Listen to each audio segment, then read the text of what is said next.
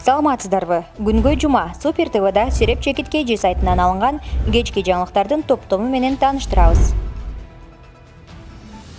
Министрлер кабинетинин башчысы журналисттерге Женевада өткөн Канадалык Сентера компаниясынын жетекчилиги менен болгон убактылуу сүйлөшүүлөрдүн жыйынтыктары боюнча комментарий берди. Анын айтымында компания Комтөр алтын кенин Кыргызстанга калтырууга даяр. Бирок Бишкекте компаниядагы үлүшүнөн баш тартуусун суранат. Комтөрдү бүгүнкү күнгө чейин өзүбүз иштетип келдик. Мындан ары дагы өзүбүз иштетебиз. Сентера менен сүйлөшүүлөр болду. Алар принципиалдуу түрдө Кыргызстандан кеттик деген чечимин айтты. Бирок силер 26% акцияңарды бизге бересиңер деген ойду дагы айтып деди ал.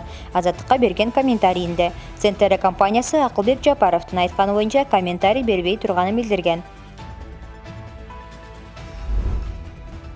Президент Садыр Жапаров бүгүн 15 октябрда Ысык Көл облусунун Чолпон Ата шаарында жайгашкан алтын балалык ден соолугунун мүмкүнчүлүгү чектелген адамдар жана балдар үчүн реабилитациялык борборун ишке киргизүү үчүн каражат топтоо боюнча кайрымдуулук марафонуна катышты. Мамлекет башчысы өз сөзүндө борбордун курулушу 2000-жылдары башталып, дубалы тургузулуп, бирок иштер 2005-жылы токтоп калганын белгиледи. Ушул жылдын март айында Садыр Жапаров саламаттыкты сактоо министри Алымкадыр Бейшеналиев менен борбордо болуп, мекеменин курулушун бүтүрүү тапшырмасын берген.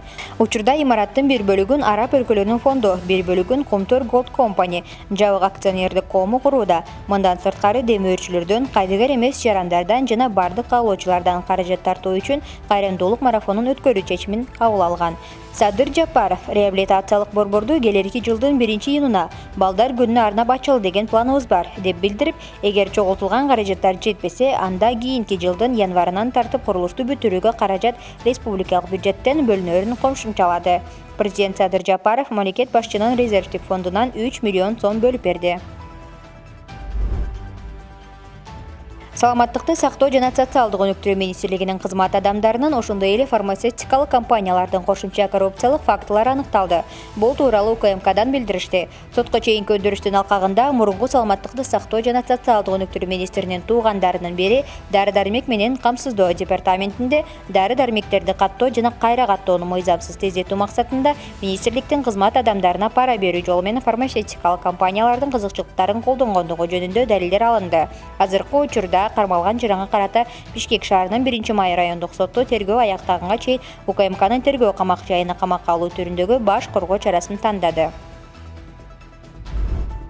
Жоюлуп кеткен Финполдун мурдагы башчысы Сыймык Жапекеев акыркы учурда көптү кызыктырып жаткан суроого жооп берди. Дегенибиз, ал парламенттик шайроого талапкерлигин койбогонун жазып чыкты.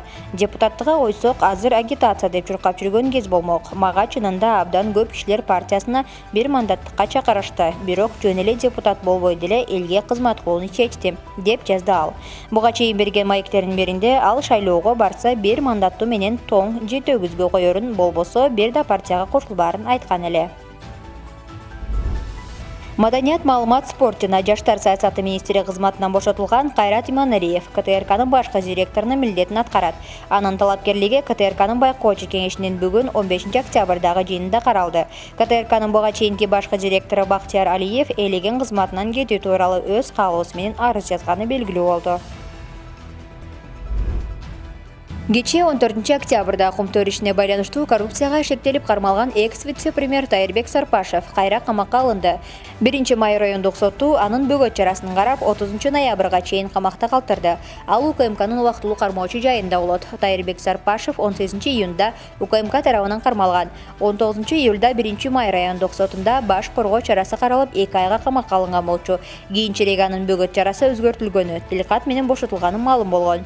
8 июлда УКМКнын төрагасы Камчыбек Ташиев экс-вице-премьердин УКМК менен кызматташууга барганын айткан. Биринчи вице-премьер болуп турган маалында жасаган кылмыштары боюнча баалуу маалыматтарды берди. Ал адам тергөө менен макулдашып үй камагына чыгардык. Бирок ал ар бир күн суракка келип жатат. Ал эми мыйзамсыз байоо боюнча башка иш, аны өзүнчө карайбыз, деген төрага. Дордо Дыйкан базарынын директору Эркин Салымбеков 6 декабрга чейин камакка алынды. Мындай чечимди Бишкек шаарындагы 1-май райондук соту чыгарган. Ал УКМКнын тергөө абагында болот. Кечээ 14 октябрда Салымбековдун Бишкекте кармалганы айтылган. Бирок УКМК комментарий берүүдөн баш тарткан. Алдын ала маалыматтар боюнча ага бажыдагы мыйзамсыз схемалар боюнча айып тагылган. Оштогу Келечек базарында өрт чыкты. Бул тууралуу өзгөчө кырдаалдар министрлигинен билдиришти. Маалыматка караганда Масалиев көчөсүндө жайгашкан Келечек базарынын аймагында саат 00:21 чамасында ашканадан өрт чыккан. Өрт өчүрүүгө өзгөчө кырдаалдар министрлигинен жалпы 7 өрт өчүрүүчү бөлүм тартылган. Өрт саат 01:13 чектөөгө алынып, саат 3:37 толук өчүрүлгөн. Кырсыктын кесепетинен ашкана, токардык цех, кийим сатуучу дүкөн, азык-түлүк дүкөнү, текстиль дүкөнү жана жаңы курулуп жаткан дүкөндүн чатыры күйгөн. Өрттүн кесепетинен болжол менен 700 чарчы метр аянт күйдү. Жабыркагандар жок. Өрттүн келип чыгуу себеби учурда такталууда. Сапат билим берүү мекемесинин негиздөөчүлөрүнүн бири Орхан Инанды сотто полициянын кыйноосу менен сурак бергенин айтты. Бул тууралуу Түрк жалпыга маалымдоо каражаттары жазып чыкты. Маалыматтарга караганда, Орхан Инанды Анкарада ФЕТÖ'нүн лидери катары кармалган Шүкрү Йылдырымдын иши боюнча күбө катары көрсөтмө берген. Ал көрсөтмөсүндө сотко чейин полиция бөлүмүндө кыйноо кабылганын айткан. Кыйноо учурунда алган 3 сыныгынан улам ал дагы деле оң колу менен эч нерсе кыла албайт. Мен милиция бөлүмүндө кандай көрсөтмө бергеним эсимде жок, айткандарым эсимде жок. Өз көрсөтмөмдү кыйноо астында бердим. Мен муну террордук уюм деп эсептебейм, деди ал. 1-июнга караган түнү Сапат билим берүү мекемесинин негиздөөчүлөрүнүн бири Орхан Инанды дайынсыз жоголгон. 3-июнда Коопсуздук кеңешинин катчысы Марат Иманкулов кыргыз жараны Орхан Инандыга байланыштуу кырдаал боюнча ыкчам кеңешме дагы өткөргөн. Жоголгон күндөн тарта Ички иштер министрлиги менен УКМК аны издеп жаткан жана ал иштерден эч кандай жыйынтык майнап чыкпай жаткан. 5-июлда Түркиянын президенти Эрдоган Орхан Инандынын кармалып Түркияга жеткирилгенин жар салган. Ошто жашы жете элек кызды зордуктоого шектелип 21 жаштагы жаран кармалды. Бул тууралуу Ош шаардык ички иштер башкармалыгынан билдиришти. Маалыматка караганда, жигит 12 октябрга караган түнү саат 1 чамасында Ош шаарындагы түнкү эс алуу жайларынын биринде 2006 жылы туулган кыз менен таанышкан. Аны Ош шаарынын Анар Кече районундагы үйлөрдүн бирине түнкү саат 3 чамасында унаасына салып алып барып, кыздын эркине каршы күч колдонуп зордуктаган. Жабырлануучунун арызында көрсөтүлгөндөй, шектүү жаш кызды такап коркутуп зордуктаган.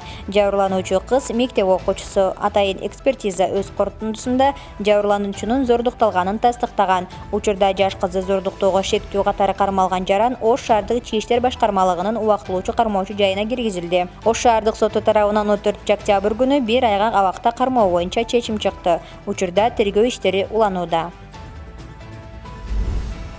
Кечээ 14 октябрда Токмок шаардык ички иштер башкармалыгынын нөөмөт бөлүмүнө 2021 жылдын август айында төрөлгөн ымыркайдын чарчап калганы тууралуу маалымат түшкөн. Бул тууралуу Чүй облустук ички иштер башкармалыгынан билдиришти. Тергөө тобу окуя болгон жерге барып териштирүү учурунда ымыркайдын 33 жаштагы энеси көрсөтмө берген. Анын айтымында, баласын эмизип жатып уктап калып, ымыркай думугуп калган. Аталган окуя каттоого алынып, Жазык кодексинин 135 беренеси этсиясыздыктан улам өлүмгө алып келүү менен катталып, сотко чейинки өндүрүш иши башталган. Окуя боюнча соттук медициналык экспертиза дайындалып, ымыркайдын жансыз денеси Токмок шаарынын өлүк кармоочу жайына жеткирилди жана өндүрүш иши боюнча тийиштүү тергөө амалдары жүргүзүлүп жатат. Кечээ 14 октябрда саат 23:00 чамасында Бишкектеги Жукеев Пудовкин көчөсүндө адам өмүрүн алган жол кырсыгы катталды. Бул тууралуу милициянын кайгылуу кызматынан билдиришти. Маалыматка караганда, 22 жаштагы Lexus RX унаасынын айдоочусу көчө менен түштүк тарапка бара жатып, 1977 жылы туулган жөө жүргүнчүнү сүзүп, андан ары жол жээгинде токтоп турган Mercedes-Benz үлгүсүндөгү автоунааны сүзүп токтогон. Бул факты боюнча 2 унаа убактылуу токтотуучу куроо жайга токтотулуп, тийиштүү экспертиза дайындалып, жол кырсыгынын келип чыгуу себептери такталып жатат. Анталияга эс алууга барган 20 жаштагы кыргыз жараны 6-кабаттан кулап түштү. Бул тууралуу Түрк жалпыга маалымдоо каражаттары жазып чыгышты. Алардын жазган маалыматы боюнча, кыргызстандык жигит эс алууга достору менен барган. Ал эс алуу үчүн токтогон батирдин 6-кабатынан кулап кеткен. Аны байкап калган жакын жердеги адамдар тез жардам кызматына кабарлашкан. Тез жардам кызматынан жардам алган жигит Анталиянын изилдөө ооруканасына жеткирилген. Оор жаракат алган жигиттин өз жанын кыюуга аракет кылгандыгы айтылууда. Полиция иликтөөнү улантып жатат. Акыркы сутка ичинде өлкө боюнча 98 адамдан коронавирус аныкталды. Бул тууралуу Саламаттыкты сактоо министрлигинен кабарлашты. Аймактарга алып карасак, Бишкекте 74, Чүйдө 11, Ысык көлдө 9, Таласта 2, Жалал Абадта 2 кишиден илдет аныкталды. Ошентип өткөн жылдын март айынан бери коронавируска чалдыккандардын саны 179 681 адамга жетти.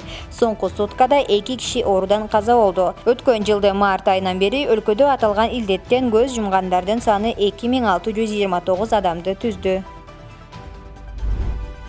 Фергана облусунда жубайлар карызды өндүрүүгө келген милдеттүү аткаруу бюросунун кызматкерлерин коркутушкан. Карыз 32,5 миллион сомду түзгөн. Жергиликтүү маалымат каражаттары 9 сентябрда бюро Кубасай шаардык филиалы Хамкор банка 32,5 миллион сом карыз болгон жарандын акчаны алуу боюнча буйрук чыгарганын жазып чыгышкан. Жубайлар кызматкерлерге активдүү каршылык көрсөтүп, аларга кыйкыра башташкан. Кийинчерээк алар ошол учурда колунда турган наристесине бензин куюп, өрттөп жиберем деп коркутушкан. Бул кызматкерлерди өз милдеттерин аткарууну токтотууга мажбур кылган. 12 октябрда шаардык прокуратура карызы барларды 219-берененин 2-бөлүгү мамлекеттик кызматчынын ар кандай түрдө отставкага кетүүгө мажбурлоо жана 140-берененин 3-бөлүгү жабырлануучуну кызматтык же жарандык милдетин аткарууда аброюна шек келтирүү менен айып таккан.